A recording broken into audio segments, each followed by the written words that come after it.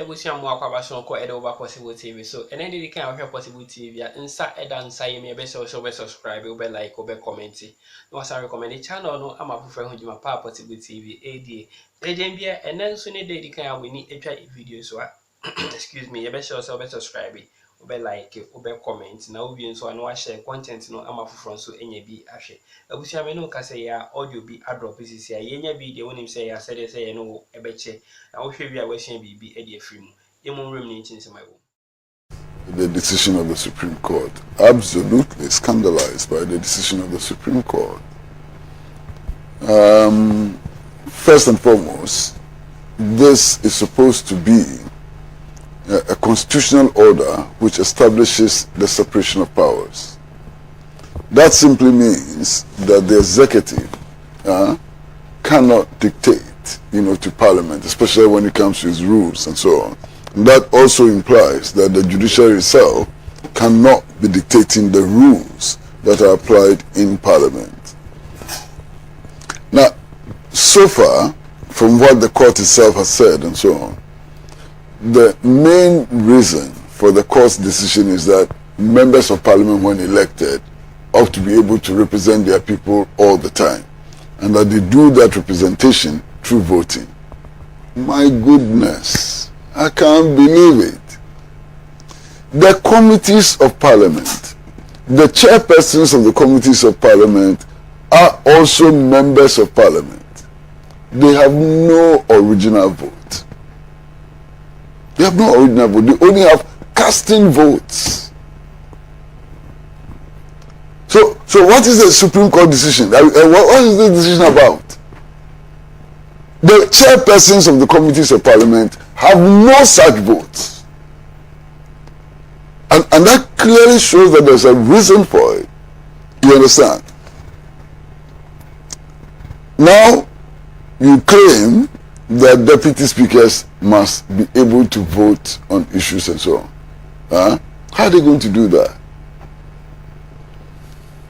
The deputy speaker is sitting in Parliament, is presiding over Parliament. There's a debate that he doesn't take part in. And the reason for him not taking part in the debate is so that he can maintain his neutrality. So when the question is put, when he himself puts the question, those in favor vote, and then he votes with the... it's so ridiculous. So absolutely ridiculous. You can't believe that this is a decision of the Supreme Court. And there are people who are saying, let's go for, like my brother, let's go for review. What review? What review? I can predict that the review will come to nothing. And that's the danger. I mean, when citizens come to the conclusion that the judiciary is predictable, for whatever reason, when we all come to a conclusion that as for these cases, if you take it to court, this will be the outcome, then the judiciary has failed. Completely failed. It will not be able to exert any impact. And I'm so very deeply worried. In any case, what is the effect of the decision of the Supreme Court? It doesn't change the numbers in Parliament. Today, if there is a vote on the e-levy, the so-called majority cannot win. Today, if you take it to Parliament. So what have they done? We will continue doing this and doing this and doing this to the extent that one day the patience of our people and our people in whose name we make decisions will run out. This is indefensible. Now I hear that the elections in Buem, the Attorney General is recommending that the elections in Buem should be rerun. What is this? So you can see that all the effort is to change the numbers in Parliament so the government can have its way. I am sick. I'm really sick.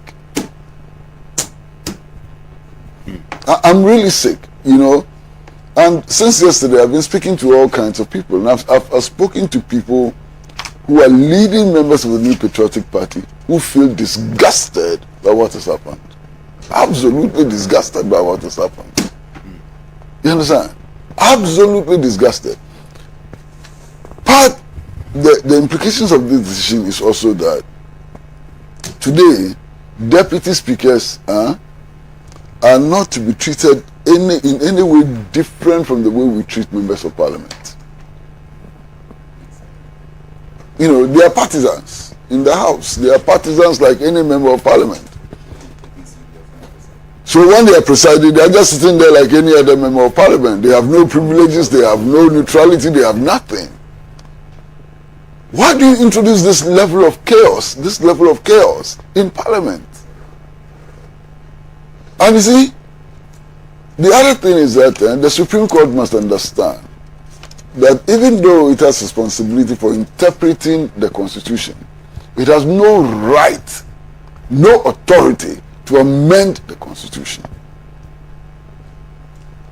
This whole decision is an attempt to amend the Constitution from the back door. And the Supreme Court has no such authority.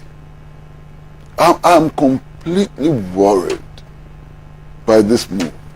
And we'll all see the outcome very soon. It won't take long. All of us will see the outcome very soon. You understand? Of course, the outcome will not be a passage of the e-levy because that will never happen. Look, I've been watching all the surveys, the polls on e-levy. The most favorable poll for e-levy had 80% against, 82% against. Sometimes it goes as high as 98% against. So if you sit on the judiciary and you take decisions which clearly is intended to facilitate the passage of this unpopular bill, what are you doing? It is the lawyers themselves who tell us about the purposive interpretation of law. Purposive interpretation of law, what does it mean? That when you are interpreting the law, you ought to look at the impact on society. And this is what they have done. You've seen the comments by lawyers.